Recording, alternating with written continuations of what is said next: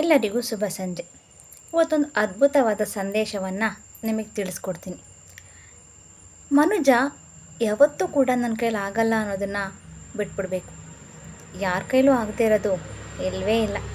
ಪ್ರಯತ್ನ ಪಟ್ಟರೆ ಎಲ್ಲದಕ್ಕೂ ಫಲ ಇದೆ. ಅದಕ್ಕೆ ಅಲ್ವ ಹೇಳಿರೋದು, ಆಗದು ಎಂದು ಕೈ ಕಟ್ಟಿ ಕುಳಿತರೆ ಸಾಗದು ಕೆಲಸವು ಮುಂದೆ ಅಂತ. ಇದಕ್ಕೊಂದು ಸಣ್ಣ ಉದಾಹರಣೆಯನ್ನು ಹೇಳ್ತೀನಿ ನಿಮಗೆ. ಬಿದಿರೊಂದು ಬ್ರಹ್ಮದೇವನಿಗೆ ಎದುರಾಗಿ ಕೇಳುತ್ತಂತೆ, ಬೇಕಿತ್ತೆ ನಿನಗೆ ಸೃಷ್ಟಿಯೊಳಗೆ ನನ್ನದೊಂದು ಪಾತ್ರ? ಹೂವಿಲ್ಲ, ಹಣ್ಣಿಲ್ಲ, ದಣಿದು ಬಂದವರಿಗೆ ನೆರಳೂ ಇಲ್ಲ. ಅದಕ್ಕೆ ಬ್ರಹ್ಮದೇವ ನುಡಿದನಂತೆ, ಯಾಕೆ ಸಾಧ್ಯ ಇಲ್ಲ, ಮನಸ್ಸು ಮಾಡಿ ನೋಡೊಮ್ಮೆ ಅಂತ. ಆವತ್ತಿಂದ ಬಿದಿರು ಬೆಳೆಯೋಕ್ಕೆ ಶುರು ಮಾಡುತ್ತಂತೆ. ಬೆಳೆದೇನಾಯಿತು ಗೊತ್ತಾ?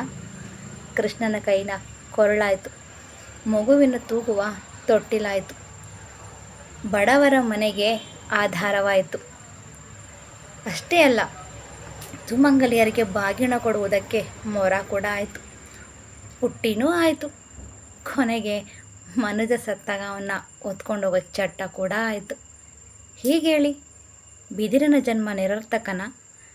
ಅದು ಆಗಲ್ಲ ಅಂತ ಕೂತಿದ್ರೆ ಅದಿಷ್ಟು ಕೆಲಸನ ಮಾಡೋಕ್ಕಾಗ್ತಾಯಿತ್ತಾ? ಇಲ್ಲ ಅಲ್ವಾ? ಅದಕ್ಕೆ ಇನ್ನೊಂದು ನಿದರ್ಶನ ಇದೆ. ಪ್ರತಿಯೊಬ್ಬರು ಅವರ ಹಣೆ ಬರವನ್ನು ನಂಬಿರ್ತಾರೆ. ಯಾಕ್ರಿ ಹಣೆ ಬರವನ್ನು ನಂಬ್ತೀರಾ? ಚಾಣಕ್ಯ ಒಂದು ಮಾತು ಹೇಳಿದ್ದಾರೆ, ಹಣೆ ಬರದಲ್ಲಿ ಇಲ್ಲ ಅಂತ ಯಾಕಪ್ಪ ಸುಮ್ಮನೆ ಕೂತ್ಕೋತೀಯಾ?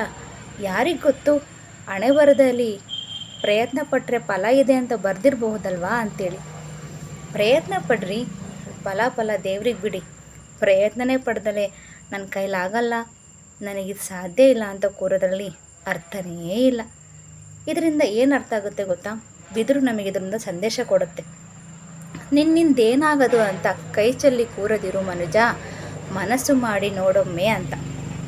ಮನಸ್ಸು ಮಾಡ್ತೀರಾ ಅಲ್ವಾ?